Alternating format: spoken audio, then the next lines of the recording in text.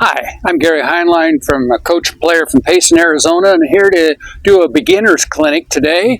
And I'm out here a little bit early because I want to talk to you, those that are watching it online. So I'll start giving you instructions, and we'll show with diagrams and live play of what it's all about, how to learn pickleball. First of all, is the expectation. When you go through this class, you'll have some basic understanding. You'll know how to play. You'll know how to keep score. And that's the basic thing. The first thing about pickleball is realize you're coming out to have fun, make friends, and get great exercise. So no matter where your level you advance to, always remember that. A lot of you are competitive, so you're going to go out there to play to win. But also remember this, that you can lose some games and still win the gold medal. So, and when you're out in recreational play, try to work on things that you need to work on to improve your game. So anyway, with that said, let's get into it.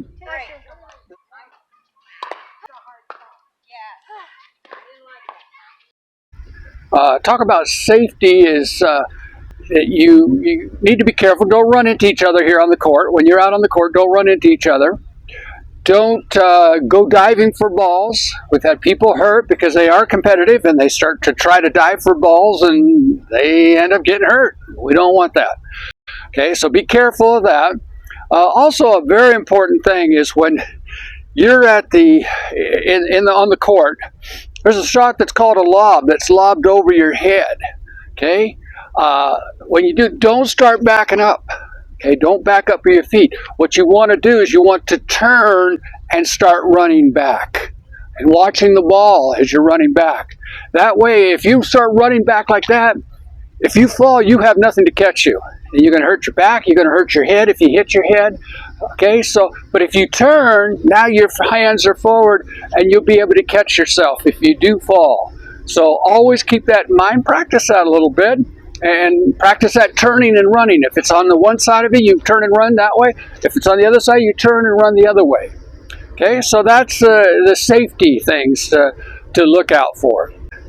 Some of the history of it as you get into it, a lot of people don't know that pickleball's been around since 1965. So it's been around over 50 years. It was created as a game to keep their kids occupied. They were on they had a badminton court in their backyard. And they had a tennis net, and they had a ping pong paddles and a wiffle ball. And so that's how it started, and they came up with pickleball. And it's grown in popularity in the last few years because of the COVID. So it's the fastest growing sport in America, and they say even the world, and it'll probably continue to be that for a while now. Because it's an addicting game, it's a fun game, as you'll find out as you start to play.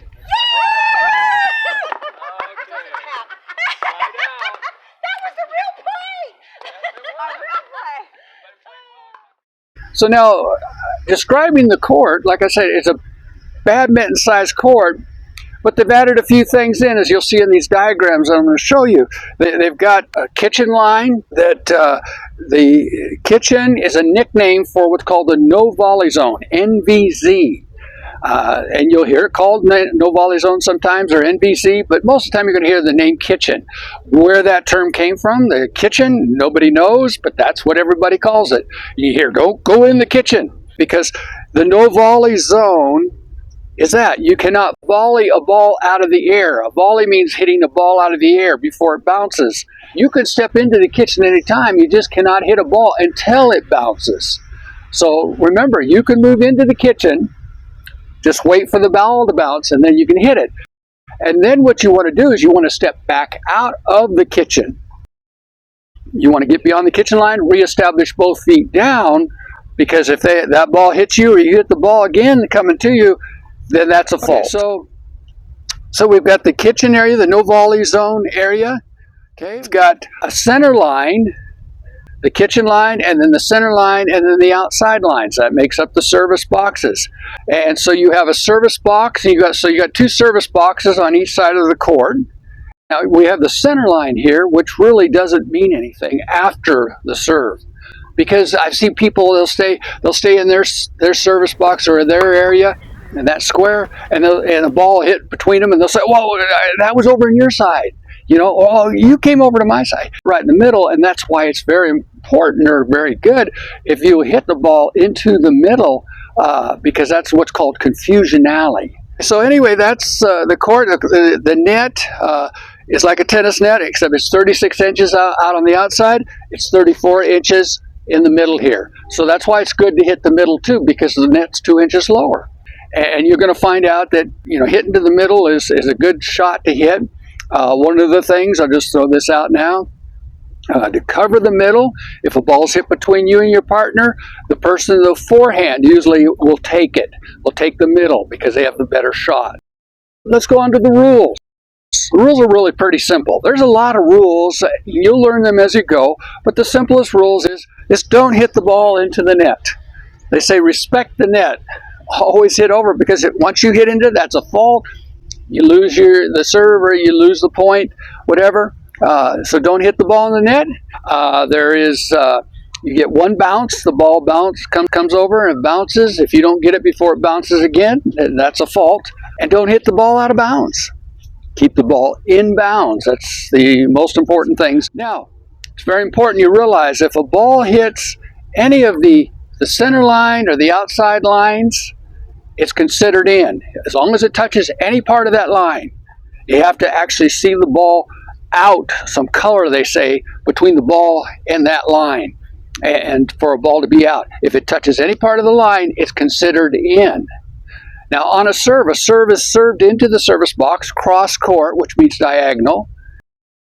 It's served into the service box, but if it hits the kitchen line, that front line, any part of that front line, it's considered in the kitchen. So then it's no good. Now, there's something I'll go over for a minute here about the two bounce rule. On a serve, a ball has to come over the net and bounce in the service box. It has to bounce first before they can return that serve. So that's one bounce. Then after that, the ball has to be returned back to the other side, and the serving team has to let it bounce over there. That's called the two bounce rule. And that's why when it's serving, I always say it's serving. It starts with an S. Serve and stay back, because you've got to stay back. A good player is going to hit it deep and get you drawn back. There's a term in pickleball where if you start creeping in after one member of the service team or both, they serve and they start creeping in, they're called creepers. It's called creeping in, so we call them creepers, because then what a good player does is he just returns it deep to them, and they're backing up. And anytime you're backing up in pickleball, you're going to hit the ball in the air, and that's not good to do. I mean, hit it high in the air, and boom, they're just going to slam it on you. So basically, those are the simple rules of the game. A serve, when you do serve, it's behind the baseline, and you can't put your foot on the line or step over the line until you have made contact with the ball. I think that's about it as far as rules. Again, there's many more rules that you'll learn as you go, and people explain it to you, and you'll catch on to it. There's two types of serves. There's a traditional serve that's called a volley serve, where basically you just drop it like that, and you hit it out of the air. That's why it's called a volley serve. It's not bouncing. You're hitting it out of the air. It has to be. If you do it that way, there's restrictions. You have to hit underhand in an upward motion. So you got to go from low to high.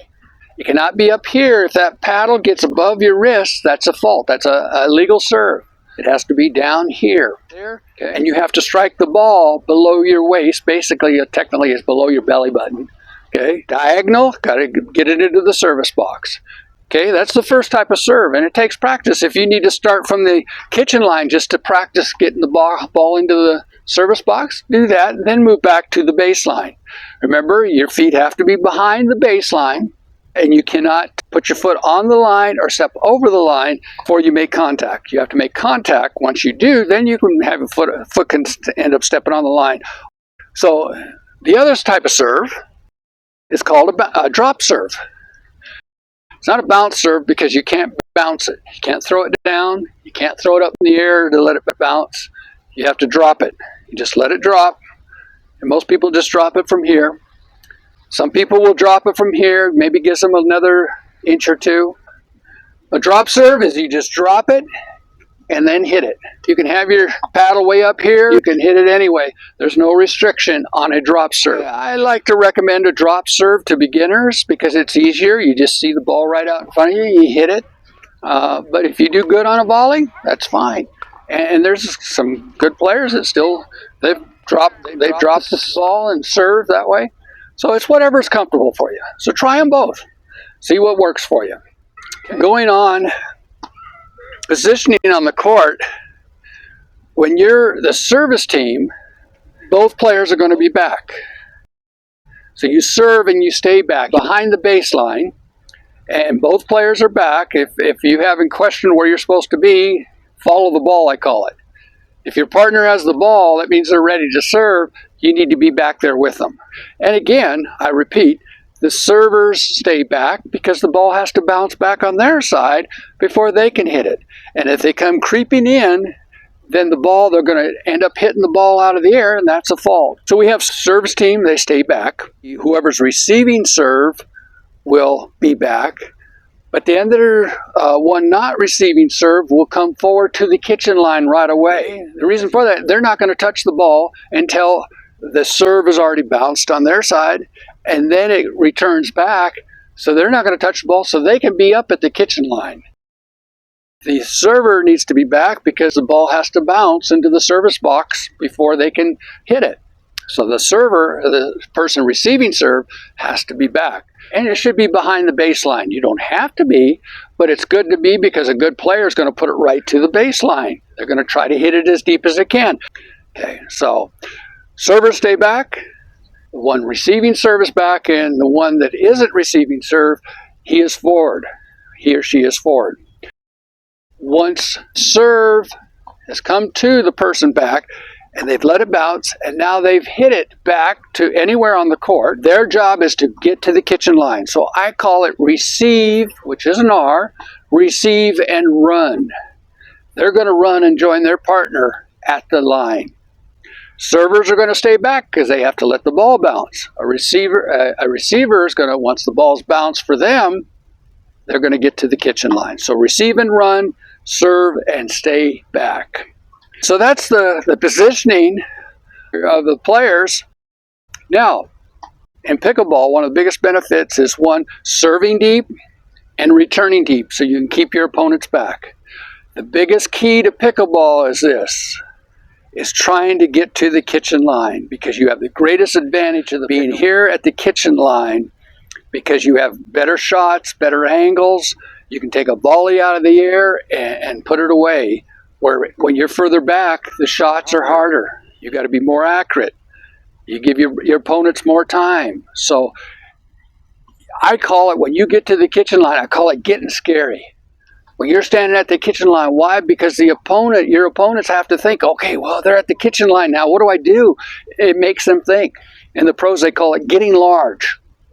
Because here are these 6'5" guys up here with their paddles and their arms stretched out, and they're taking up the whole court. And it looks scary. So I call it getting scary. You say, well, I'm just a little old 5 foot, nobody. No, once you're there, you're still scary to them.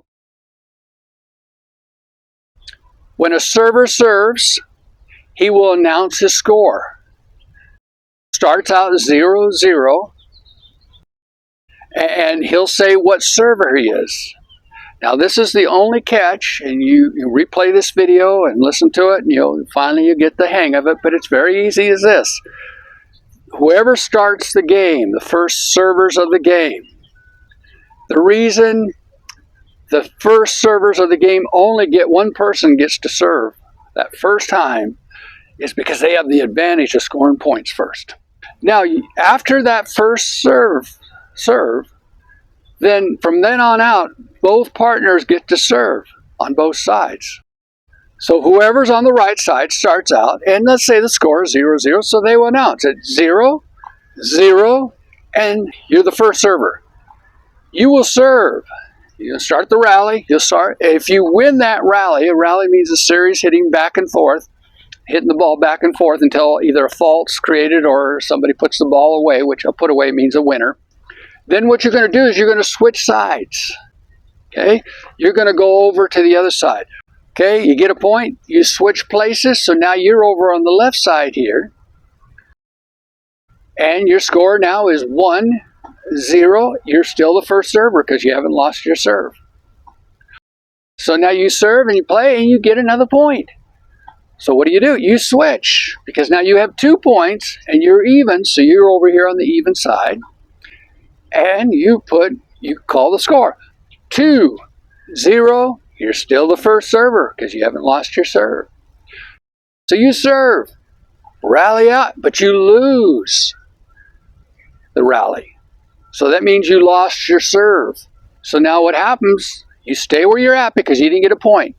Couple things here. You don't switch if you don't get a point. And 2, the only time you can score, it's called side out scoring, is when you're serving.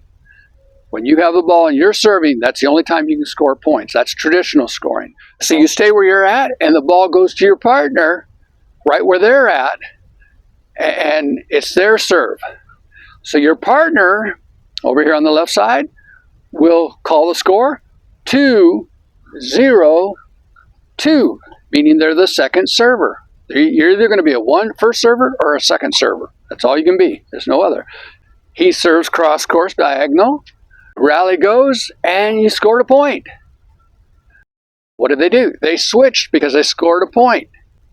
So he announces the score. 3-0-2. He's still the second server.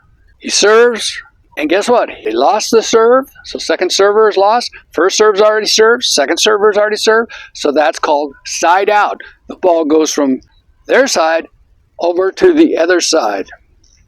Whoever's on the right side starts serving. He'll announce the score. 0-3-1, because he's the first server. He serves, they rally, they get a point. So what do? They switch. Goes over to the other side, but now the person over here is serving, and he announces 1-3, because their opponent has 3, they have 1. 1-3, always do your score first, your opponent's score next. 1-3, and he's still first server. He hasn't lost his serve.